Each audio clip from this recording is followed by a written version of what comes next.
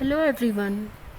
हम शासन प्रणाली के रूप में लोकतांत्रिक शासन प्रणाली के बारे में जिक्र कर रहे हैं, डिस्कस कर रहे हैं।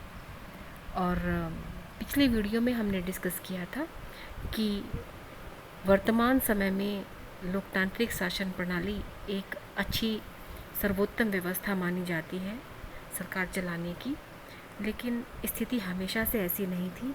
लोकतंत्र का प्रारंभिक स्वरूप वैसा नहीं था जैसा कि आजकल है। प्लेटो के समय से लेकर अरस्तु और 18वीं सेंचुरी तक, 18वीं शताब्दी तक लोकतंत्र को एक अच्छी शासन व्यवस्था नहीं माना गया, उसको विकृत व्यवस्था माना गया। लेकिन समय के परिवर्तन होने के साथ वर्तमान तक 19वीं शताब्दी के आरंभ से लोकतांत्रिक शासन प्रणाली को सम्मान की दृष्टि से देखा जाने लगा और आज के समय में ये एक श्रेष्ठतम शासन पद्धति मानी जाती है। पिछली वीडियो में हमने ये भी डिस्कस किया था कि लोकतांत्रिक प्रणाली एक ऐसी प्रणाली है जिसमें कि समस्त शक्ति सहभागिता सामान्य जनता के हाथ में निहित होती है। और ये अपने आप में एक शासन प्रणाली ही नहीं है, मतलब सरकार चलाने का तरीका ही नहीं है, बल्कि जीवन को जीने का एक ढंग भी है। आज हम आगे डिस्कस कर रहे हैं लोकतंत्र के प्रकार। साधारण रूप से लोकतंत्र के दो भेद माने जाते हैं, दो प्रकार माने जाते हैं, प्रत्यक्ष लोकतंत्र और अप्रत्यक्ष लोकतंत्र। अप्रत्यक्ष लोकतंत्र को प्रतिनिधियात्मक लोकतंत्र भी कहा जाता है। प्रत्यक्ष लोकतंत्र यानी कि डायरेक्ट डेमोक्रेसी और अप्रत्यक्ष लोकतंत्र यानी कि इनडायरेक्ट और रिप्रेजेंटेटिव डेमोक्रेसी। अब बात करते हैं अप्रत्यक्ष लोकतंत्र की। जब सामान्य जनता प्रत्यक्ष रूप से शासन कार्यों में भाग लेती है, अर्थात नीति निर्माण का कार्य, उनका क्रियान्वयन एवं प्रशासन के अधिकारी नियुक्त कर उन पर नियंत्रण रखती है, तो उसे प्रत्यक्ष लोकतंत्र कहते हैं। मतलब जनता ही जो सरकार के कार्य हैं, जो व्यवस्थापिका यानी कि लेजिस्लेचर कार्य करती है, कार्यपालिका यानी कि एग्जीक्यूटिव का जो कार्य होता है, और जुडिशरी का जो कार्य होता है, न्यायपालिका का जो कार्य होता है, वो सारे कार्य मतलब कानून बनाने का, उनको लागू करने का, उनको क्रियान्वित करने का और उससे संबंधित विवादों के निपटारे का सभी कार्य सामान्य जनता करे अपने आप, तो ऐसी शासन प्रणाली को हम प्रत्यक्ष लोकतंत्र कहते हैं। प्राचीन समय में ग्रीक नगर राज्यों, सिटी स्टेट्स में लोकतंत्रात्मक शासन ही प्रचलित था।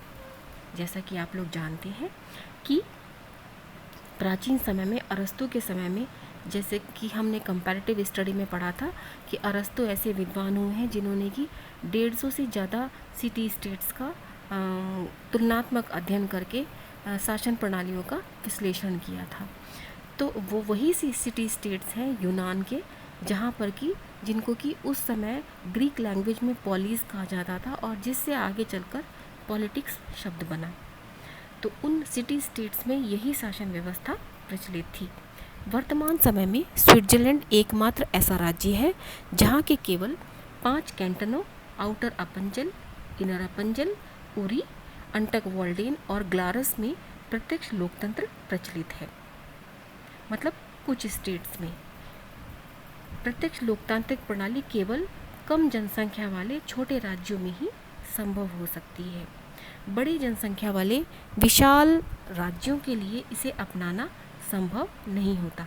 उदाहरण के लिए भारत का करोड़ों की पॉपुलेशन वाला देश, यहाँ पर यह व्यवहारिक रूप से संभव ही नहीं है कि जनता अपने आप कानून बनाए, उनको लागू करे और शासन का कार्य खुद करे, तो ये संभव नहीं होता।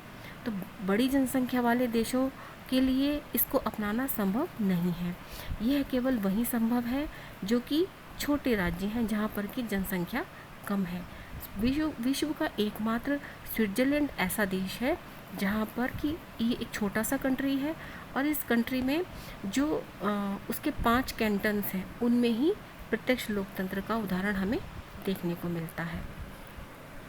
दूसरा है प्रतिनिधियात्मक या अप्रत्यक्ष लोकतंत्र, यानी कि ये उसका प्रत्यक्ष लोकतंत्र का अल्टरनेट भी कहा जा सकता है। कि बड़े स्टेट्स, ज़्यादा जनसंख्या वाले राज्यों में जहाँ हम प्रत्यक्ष लोकतंत्र को लागू नहीं कर सकते, वहाँ इसके विकल्प के तौर पर हम प्रतिनिध्यात्मक या अप्रत्यक्ष लोकतंत्र को लागू कर सकते हैं, अपना सकते हैं। जब प्रभुसत्तावान जनता, यानी कि सामान्य शक्ति किस में रहती है शासन करने की?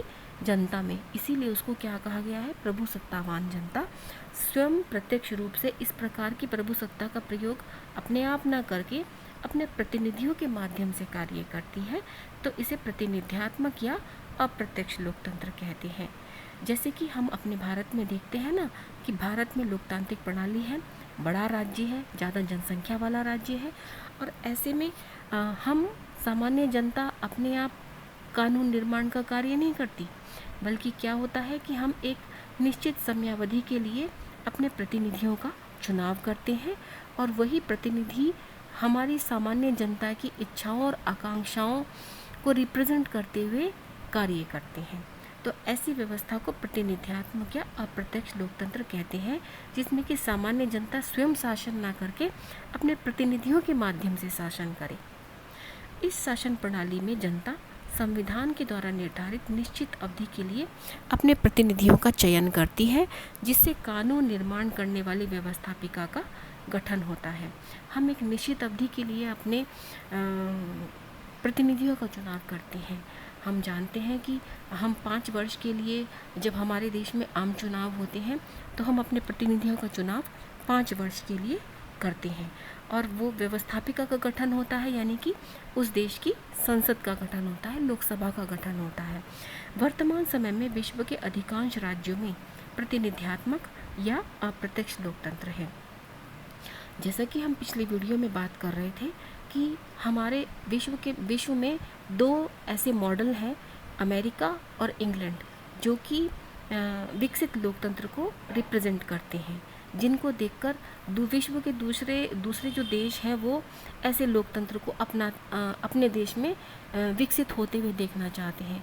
तो इन दोनों देशों में भी जो तरीका है, यही प्रतिनिध्यात्मक लोकतंत्र ही अपनाया गया है, अप्रत्यक्ष लोकतंत्र अपनाया गया है।